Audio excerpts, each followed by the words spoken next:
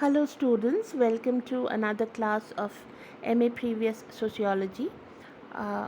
आपके paper second unit 3 के अंतर्गत हमें इमाइल दुर्खिम का जो सैद्धांतिक योगदान है उसका अध्ययन करना है और इसी क्रम में हमने उनके आत्महत्या संबंधी सिद्धांत की विवेचना प्रारंभ की थी। आज हम इस विवेचना का तृतीय भाग देखेंगे। मैं Anupama Saha, associate professor sociology, government college Sirohi, Rajasthan. जैसा कि आप देख पा रहे हैं अपने स्क्रीन्स पर, types of suicide. Having established the role of social conditions in driving individuals to commit suicide, Durkheim then went on to discuss those social conditions that lead people towards suicide. He identified 3 types of social conditions that are responsible for suicide and on that basis mentioned 3 types of suicides. तो पिछले videos में आप लोगों को ज्ञात होगा, मैंने बताया था कि दुर्खिम ने यह स्थापित किया कि आत्महत्या एक वैयक्तिक घटना नहीं है बल्कि एक सामाजिक घटना है और इसलिए आत्महत्या के कारणों को व्यक्ति में नहीं बल्कि सामाजिक दशाओं में ढूंढना चाहिए। और उन्होंने वो 3 सामाजिक दशाएं हमारे सामने रखी जो व्यक्ति को आत्महत्या की ओर ले जाती हैं। तो इन 3 सामाजिक दशाओं के आधार पर ही उन्होंने आत्महत्या के 3 प्रकार बतलाए हैं। तो हम एक एक करके आत्महत्या के इन तीनों प्रकारों की विवेचना करेंगे। पहले हम ये देख लें कि ये 3 प्रकार क्या क्या हैं। सबसे पहला ईगोइस्टिक सुसाइड अर्थात अहमवादी आत्महत्या। दूसरा अल्ट्रुइस्टिक सुसाइड अर्थात परार्थवादी आत्महत्या। और तीसरा एनोमिक सुसाइड अर्थात प्रतिमानहीनता जनित आत्महत्या।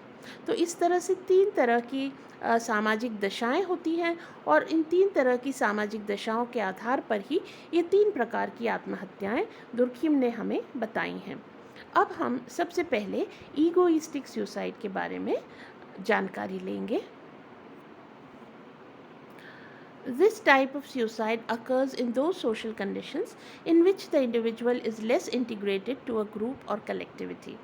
तो दुर्खिम ये कहते हैं कि ये जो आत्महत्या का प्रकार है ये उन सामाजिक दशाओं का परिणाम होता है जिनमें व्यक्ति अपने आप को किसी भी समूह के साथ या किसी भी संगठन के साथ जुड़ाव महसूस नहीं करता है। वो अपने आप को किसी समूह के साथ अलाइन नहीं कर पाता है, जोड़ नहीं पाता है, घनिष्ठता नहीं रख पाता है और इस तरह से व्यक्ति अकेला होता है, समूह के साथ वह जुड़ नहीं पाता है।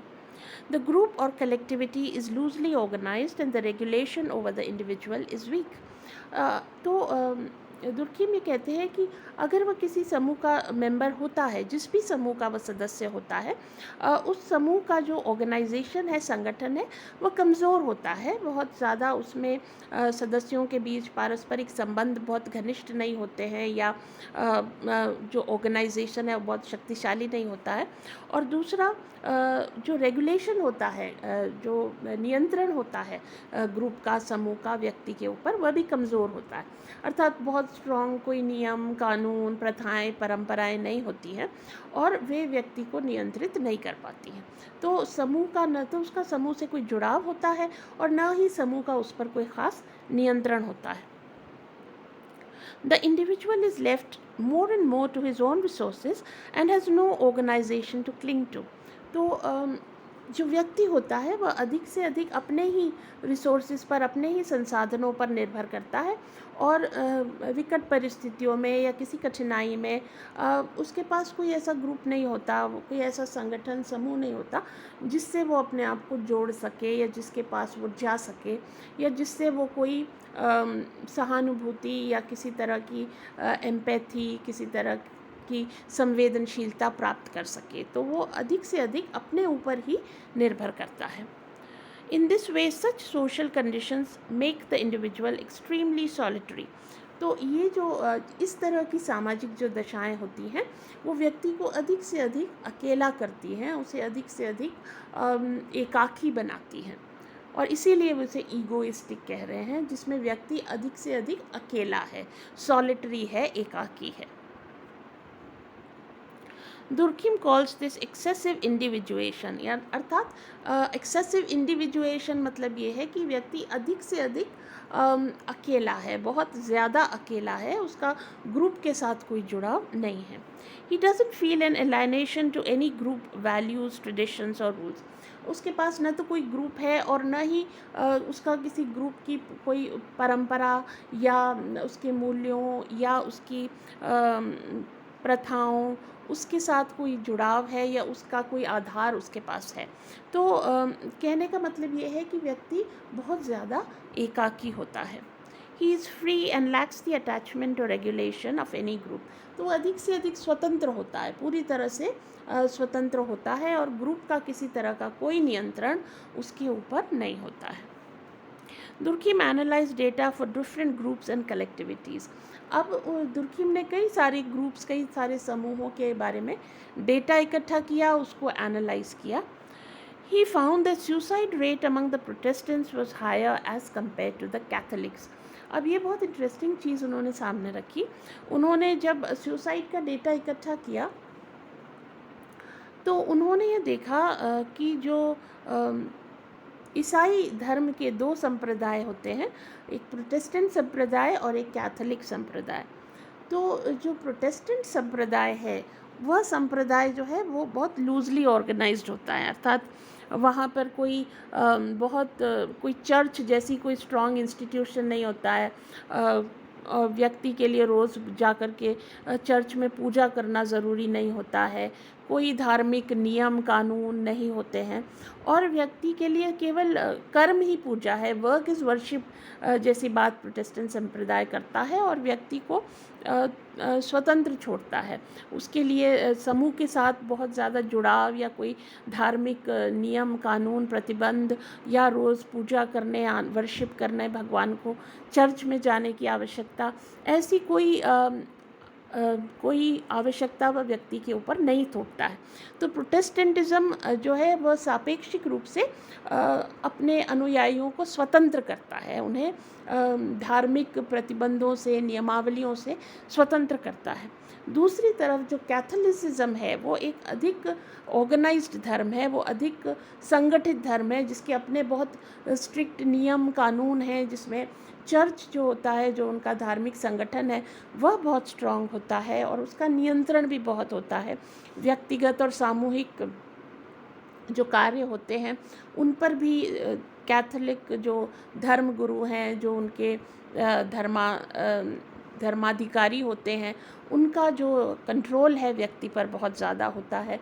और जो कैथोलिक धर्मावलंबी हैं वो नियमित रूप से चर्च जाते हैं, उनका अपना एक समूह होता है, वे वहाँ एक दूसरे के साथ इंटरैक्ट करते हैं और जो धर्म के नियम हैं उनका पालन करते हैं।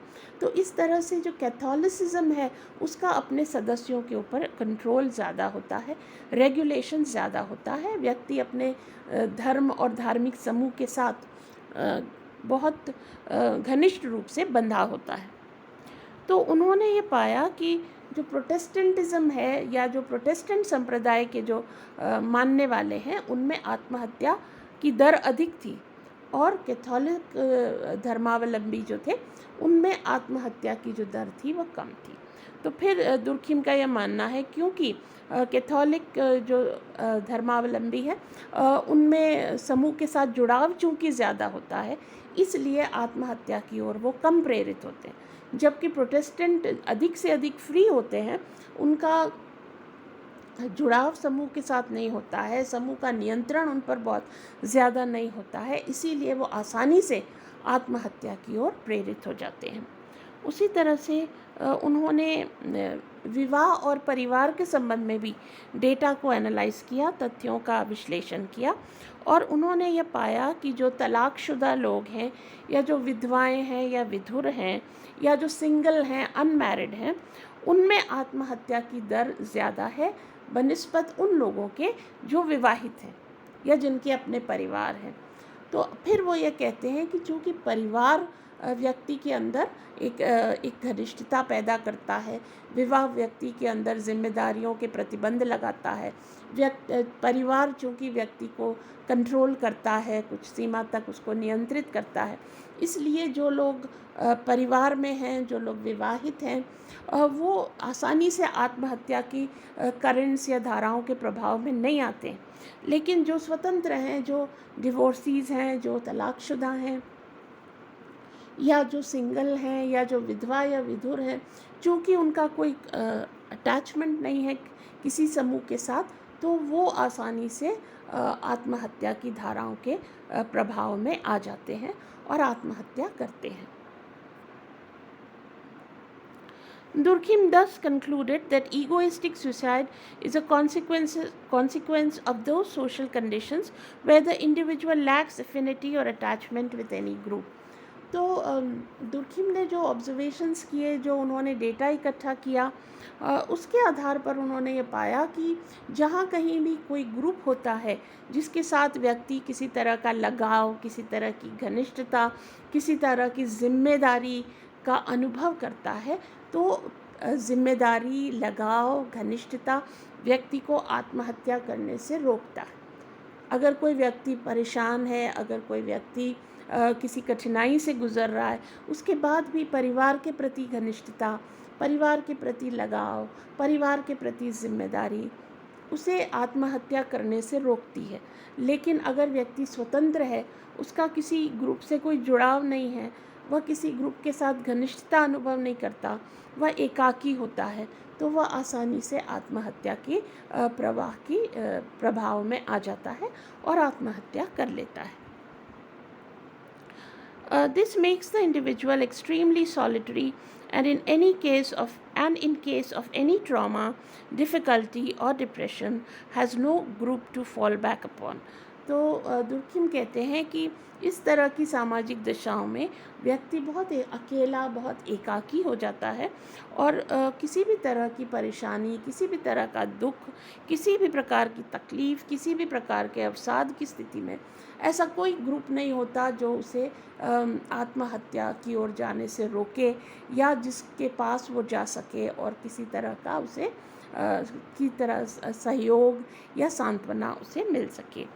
Consequently, he succumbs to the suicidal currents and commits suicide.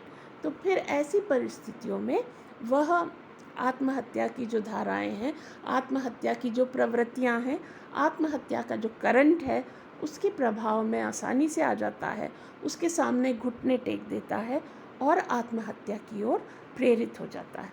इस तरह से जो अहमवादी आत्महत्या है वो उन सामाजिक परिस्थितियों का परिणाम होती है जिसमें व्यक्ति अपने आप को अकेला अनुभव करता है, एकाकी अनुभव करता है और किसी ग्रुप के साथ अपने आप का जुड़ाव नहीं अनुभव करता, घनिष्ठता अनुभव नहीं करता, और इस कारण समूह के किसी भी प्रकार के नियंत्रण के अभाव में, समूह के किसी भी प्रकार के सहारे के अभाव में, समूह के किसी भी प्रकार के सहयोग के अभाव में वह आसानी से आत्महत्या की धाराओं के सामने घुटने टेक देता है और आत्महत्या की ओर प्रेरित हो जाता है। तो ईगोइस्टिक आत्महत्या या अहमवादी आत्महत्या के संबंध में दुर्खिम ने इस प्रकार की विवेचना की है। मुझे उम्मीद है कि आपको आज जो जानकारी दी गई वो आप समझ पाए होंगे। आपके इस संबंध में अगर कोई डाउट्स हैं, कोई संशय है, कोई सवाल है तो आप ज़रूर पूछ सकते हैं। मुझे आपके फीडबैक का पूरा इंतज़ार रहेगा। आप सभी का बहुत बहुत धन्यवाद।